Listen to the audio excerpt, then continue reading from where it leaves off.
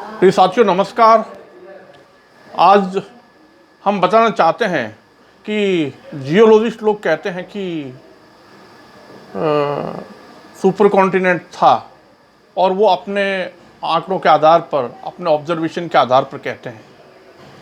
उनके पास में अपने आंकड़े और पृथ्वी आधारित जो आंकड़े हैं उनके आधार पर वो कहते हैं अपनी बात।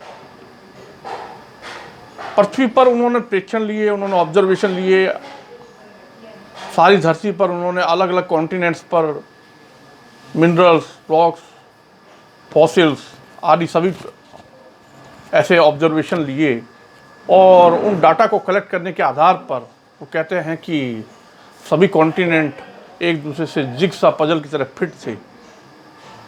और उनका ये बेस कैसे गलत है और हम किस आधार पर अपनी बात कहते हैं कि सुपर कॉन्टिनेंट नहीं था।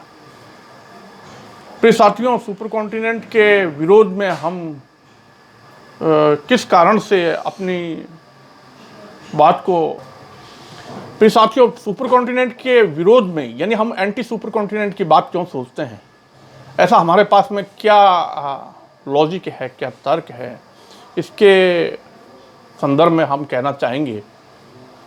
पहले तो मैं आपको ये बता दूं कि केवल पृथ्वी पर आंकड़े इकट्ठे करके और पृथ्वी की बात कहना और पृथ्वी के बारे में सोचना गलत है। हम एक ऐसे यूनिवर्स में रहते हैं, हमारी ये पृथ्वी, इस सौर मंडल, इस गैलेक्सी और विशाल गैलेक्सियों के झुंड से निकलते हुए सारे ब्रह्मांड से कनेक्टेड है। अलग थलग कुछ भी नहीं है, सब कुछ एक दूसरे से कनेक्टेड है। हम अपनी बात कॉमन थिंग्स के आधार पर कहते हैं, सिमिलरिटी के आधार पर कहते हैं कि ब्रह्मांड में कुछ समानताएं हैं।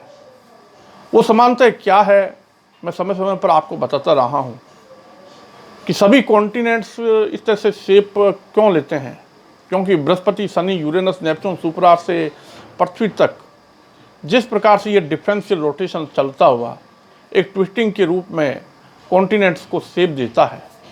अफ्रीका और साउथ अमेरिका एक दूसरे से जिग्सा पजल की तरह फिट बताए जाते हैं, लेकिन क्यों? ऐसा फिर प्रश्न है कि अगर ये आपस में जुड़े हुए थे और एक सुपर कॉन्टिनेंट पैंजिया था, तो फिर खंडित होकर के एक दूसरे से दूर हटते गए, तो फिर घूर्णन कैसे करती है, क्या घूर्णन करता है? जियोलॉजिस्ट लोगों का तर्क है कि यह हजारों वर्षों में होता है, लाखों वर्षों में होता है, करोड़ों वर्षों में होता है। इतना फास्ट नहीं होता। एक कॉन्टिनेंट्स को मूव करने में बहुत समय लगता है। मेरा ये कहना है कि वास्तव में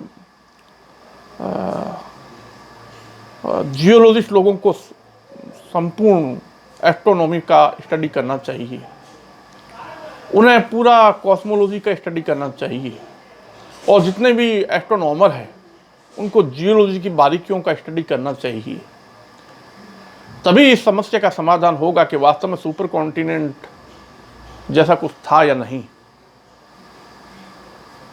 मैं ये कहता हूं कि सुपर कॉन्टिनेंट नहीं था तो इसके पीछे एक विशाल परिकल्पना है, एक ब्रॉड थिंकिंग है, एक विराट सोच है। हमारी पृथ्वी का जन्म 4.6 बिलियन वर्ष पहले सूर्य के एक्रीशन में पदार्थों के टकराने से नहीं हुआ, ना ही चंद्रमा के इस तरह से जन्म हुआ, और सौरमंडल के जितने भी रॉकी ग्रह हैं और गैसियस ग्रह हैं उनका भी, गैस दानवों का भी जन्म इस तरह से नहीं हुआ, और ना ही सूर्य का जन्म गैस, डस्ट और पार्टिकल के इकट्ठा होने से हुआ। इस तरह से हम कहना ये चाहते हैं कि पृथ्वी एक बहुत लंबी प्रक्रिया के बाद में अस्तित्व में आई। ब्रह्मांड में ब्लैक होल बनते हैं और वो ब्लैक होल तारों में कन्वर्ट होते हैं और तारे फिर छोटे तारों में, और इस प्रकार से सूर्य बनता है। यानी गैस, डस्ट और पार्टिकल के कलेक्ट होने से सूर्य की उत्पत्ति नहीं हुई। इस प्रकार से जब सोलर सिस्टम की बात आती है तो सूर्य एक विशाल तारा था, एक बहुत भीमकाय तारा था, और वो सिकुड़ते हुए वर्तमान स्थिति पर आया। धीरे धीरे ये सूर्य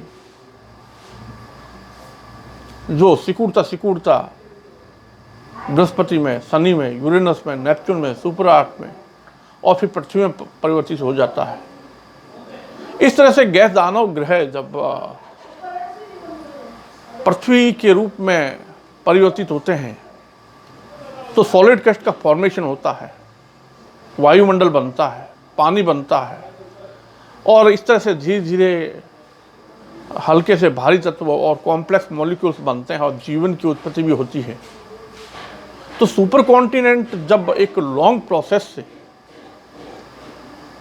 अस्तित्व में आता है, हमने जैसे कि पहले बताया कि जो डिफरेंशियल रोटेशन जुपिटर में, सैटर्न में, यूरेनस, नेपच्यून में और सुपर आर्क में है, वही आगे जाकर के कॉन्टिनेंट्स को ऐसा शेप देते हैं। तो इस बीच में अगर आप पूरी इस प्रक्रिया को, इस प्रोसेस को अवलोकन करें, और इसको अवलोकन कैसे किया जा सकता है, नासा के केपलर मिशन से अनेक ग्रहों की खोज हुई है और अभी बहुत से ग्रहों की खोज होनी बाकी है। और निरंतर अगर ये ऐसे ग्रह खोजे जाते गए तो सोचिए, पृथ्वी के जन्म का तरीका ही बदल गया और ग्रहों के जन्म का तरीका बदल गया, सूर्य और तारों के जन्मने का तरीका ही बदल गया। तो इस तरह से हम जब अपने सौर मंडल की इवोल्यूशन की बात करते हैं तो फिर सुपर कॉन्टिनेंट कैसे हो सकता है, क्योंकि बृहस्पति अनंत काल के लिए बृहस्पति ग्रह नहीं रहेगा, शनि अनंत काल के लिए शनि ग्रह नहीं रहेगा, यूरेनस और नेपच्यून भी अनंत काल तक इसी अवस्था में नहीं रहेंगे, बल्कि इसमें परिवर्तन होगा, रासायनिक परिवर्तन होगा और साथ में भौतिक परिवर्तन भी होगा, जैविक परिवर्तन भी होगा। इस तरह से धीमी गति से हमारा ये ग्रह विकसित हुआ, इसकी जियोलॉजी डेवलप हुई।